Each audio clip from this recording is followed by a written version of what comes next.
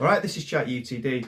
I'm going to start with a profile of Julian Nagelsmann, something I've been meaning to do for a while, and I have actually recorded previously, but I haven't uploaded it because I've just felt it's not going to happen.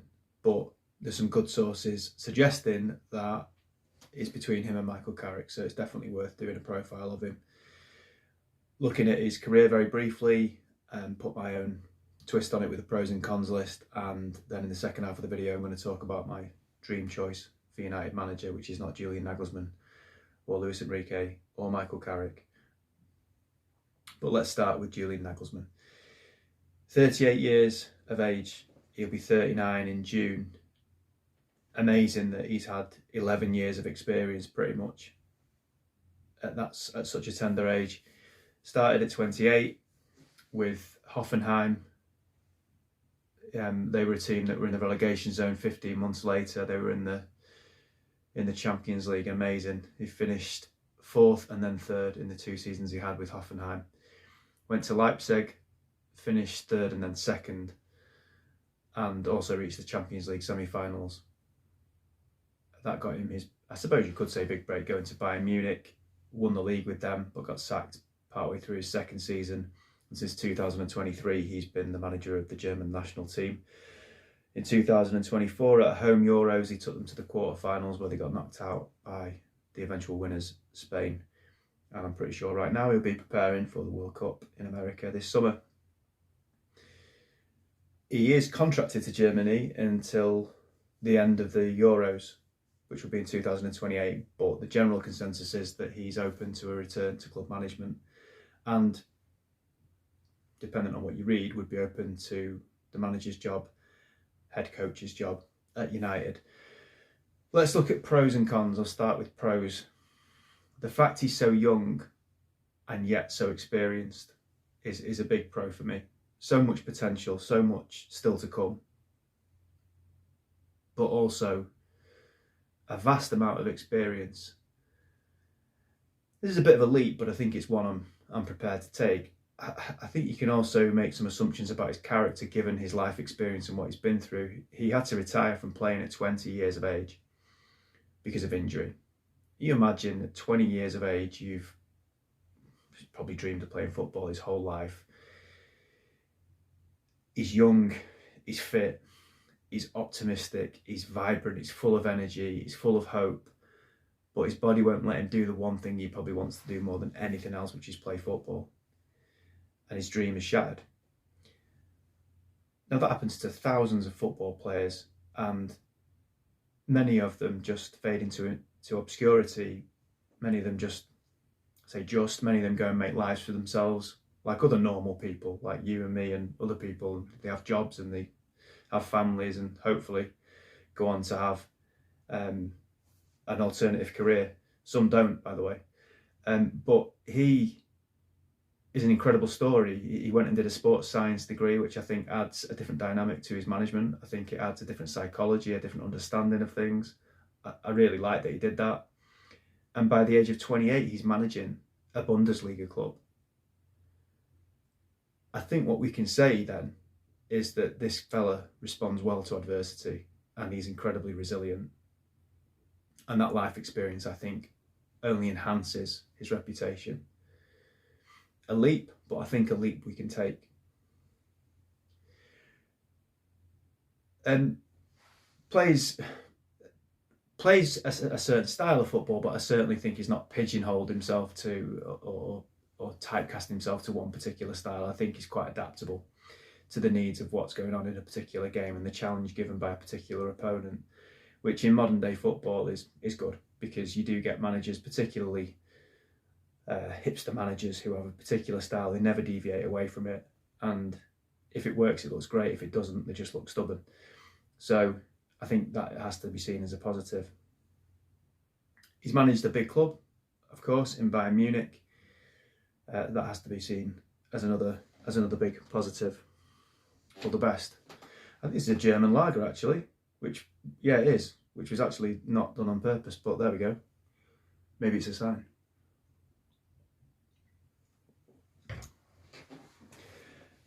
I'm not drinking English lager if I do one of Carrick, by the way. Cons. The cons are not massive, but here they are for me. The fact that his only experience is in Germany, in the Bundesliga, and then managing the German international team is a slight con. I'm told that stylistically the German league is the closest thing you're going to get to the English league. It probably is. Not the same though. Not the same intensity, not the same scrutiny. And if you're managing Bayern Munich,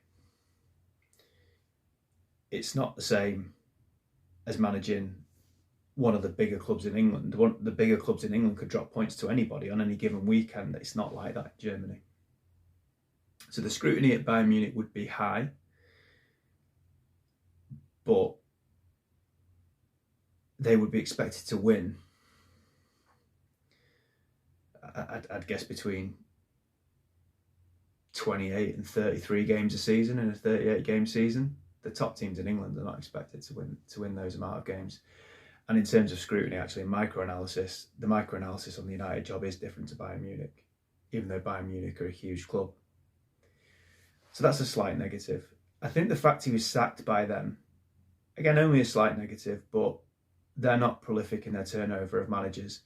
It's a league they should be winning pretty much most seasons. The fact he was struggling in that second season and got sacked partway through it is not great, but it's not a massive con, I must say. He is an advocate of the gegenpressing style of pressing, which was pioneered by Ralf Rangnick, who obviously had a brief stint with Man United. He tried to implement it in the time that he was there.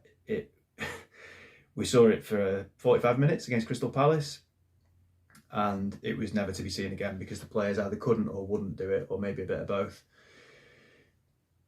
My understanding of gegenpressing, and I might be wrong, so please correct me if I am, is that it's a very tactical, very formulated way of pressing, very thought out. It's to set traps for your opposition in a tactical way, and on certain cues, certain players go, certain players stay. It's very, as I say, it's very structured, it's very strategic, it's very tactical. It's not just air and scare and pressing, which pressing rarely is these days anyway, but it is very, very specific. To do it, my understanding again is that you have to be aggressive, you have to be physically fit, you have to have a strong physicality, and you have to have quite a lot of football intelligence. And I don't think those things are synonymous with this Manchester United team. So my worry with gegenpressing, if he was to insist on that being part of what we do, if he was to become our manager / head coach, is that we don't have the players currently to do that, which would mean you would have to give him an awful lot of different types of players in the summer, specific types of players to be able to do that. And for me, then we're back to the problems we had with Amorim again, in that there's a manager with a particular way of doing things, albeit this isn't a style of play, it's a style of pressing. It's still a big part of what he does. And we haven't got the right tools and resources to do that. And I don't think the club would back him in the way necessary to be able to make that happen. So I think that would be a problem. And then that's a segue to the main con, which is nothing to do with him really. That's the lack of world-class structure around him. And that would be a con for any potential Manchester United head coach. He's young. He is very experienced. But as I say, that experience is only in Germany. To come into Manchester United, your first job in England, is such a huge job, such a huge club. You would need an awful lot of support from the board. You would need, I think, an assured presence on that board that you could have as your confidant, as your advocate, as someone to look up to almost. A bit like Ferguson used to do with Bobby Charlton when Ferguson came in those early years that were really tough. You need time, you need a lot of money being spent well, spent strategically, and spent for you with what you want. And as we saw with Amorim, they weren't able to do that. So I think that would be a con. I meant to say before, going back to the gegenpressing itself is not a con, but if he was to insist on it, it would be a con because of the team that he would have with him and the vast amount of work that needs to be done to make it so that it would work. So if it's between him and Carrick, there's not a lot in it, if I'm honest. I think obviously he's got a far greater body of work in the game than Carrick has. But he's not one that blows me away. He's not one that makes me go, oh yeah, I definitely want him. I probably would edge towards him. Because to be perfectly honest, there's a little bit more, I'm trying to think of the right word, and this is a really clumsy word I'm going to use. It's a bit sexier, without wanting to sound weird. It's just a bit different. Like I feel like with Carrick, I kind of know what the ending will be. I think you'll get 18 months to 2 years. I think it'll start off all right, but it's got an expiry date on it. And I hope we win something so that we can say one of our own, a Red, has won a trophy with us, and I think that would be very special if we did. But I don't see it going beyond a couple of years. Could be completely wrong, and I hope I am if it happens, because I think it will happen, that he becomes a manager. With Nagelsmann, for all that CV that he's got, I think it would probably be similar, 18 months to 2 years, mainly because of the structure.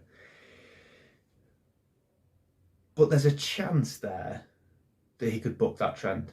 There's a chance that he could come in and be this game-changing catalyst for the club. I don't think he will, but there's a chance that could happen with his age profile and given that he does seem to be a very talented coach. I guess the question would be, could he be our version of a bit of a Klopp kind of thing? Maybe. So I'm not blown away by him, but if it was a choice between him and Carrick, it's 55-45, I'd maybe go in his favour. So there's not a lot in it.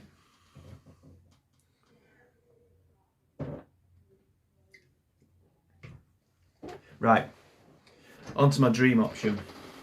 Got to qualify this. For us to get the manager that I'm going to mention and for it to work, we'd need different owners. So when I say dream, the dream is that we have different owners who are just absolutely relentless in their pursuit of success, that will leave no stone unturned to make Man United the best football team in the planet. If we had owners like that, from where we are right now, who would be my dream option to take us forward? And the answer for me would be Diego Simeone.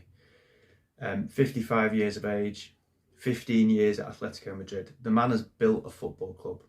Atletico Madrid are the third biggest club in Spain, but the two clubs above them are so much bigger, so much richer, have such a bigger support, and have so much more history than Atletico Madrid. Although Atletico Madrid are a very good club in their own right, they were always the poorer relation of those three. And actually, they weren't even guaranteed to be the team that were finishing third 15 years ago.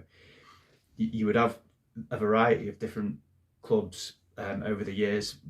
Back in the day, Valencia were up there, Deportivo La Coruña had spells up there, Villarreal would have spells, Sevilla would be not too far away. I'm probably missing some teams. But it wasn't a given that the third cog in the wheel would be Atletico Madrid. But for 15 years, it has been, and he has built a football club.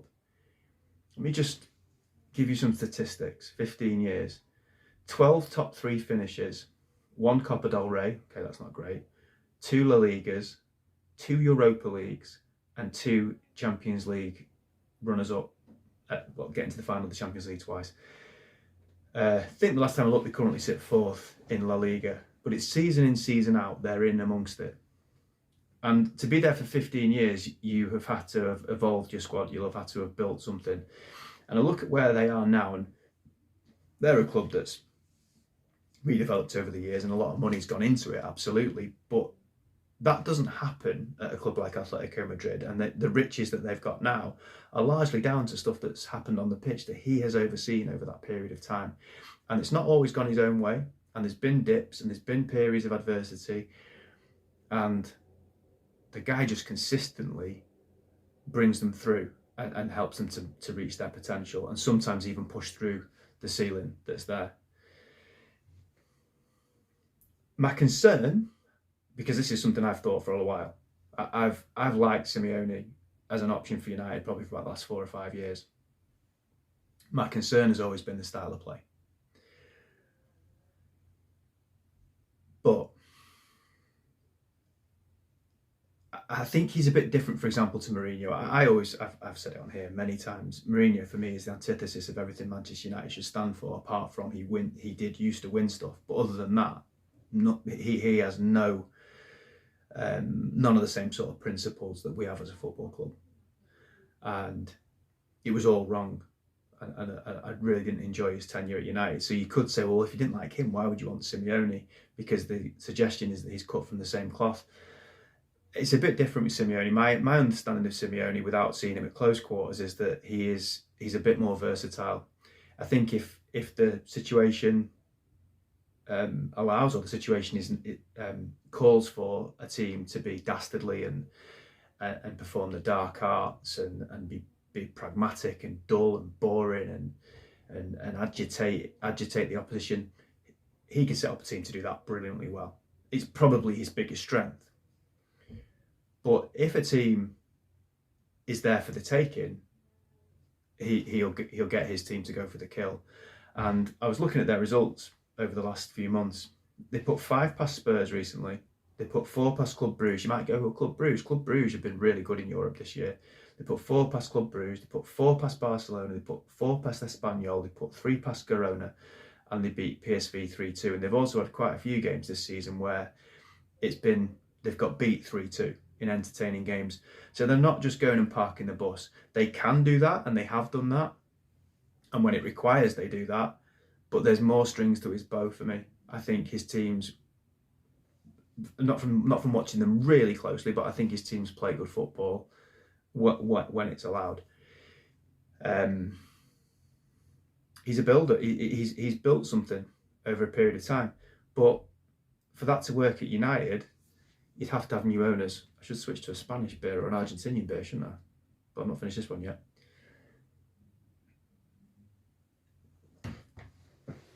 The reason it wouldn't work with this board is he wouldn't come. I don't think he could handle that. Looking up to Jason Wilcox and Jason Wilcox telling him what to do. That wouldn't go well. I don't think they could handle him. And again, they wouldn't give him what he needs. So it wouldn't work with this current ownership. But I think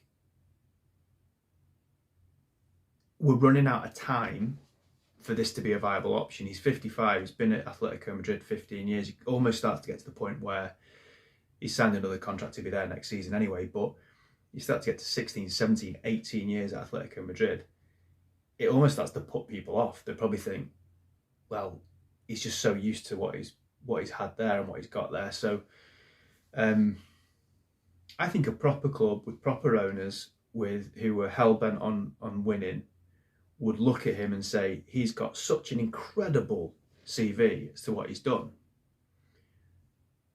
And yet there's a feeling there's more to come.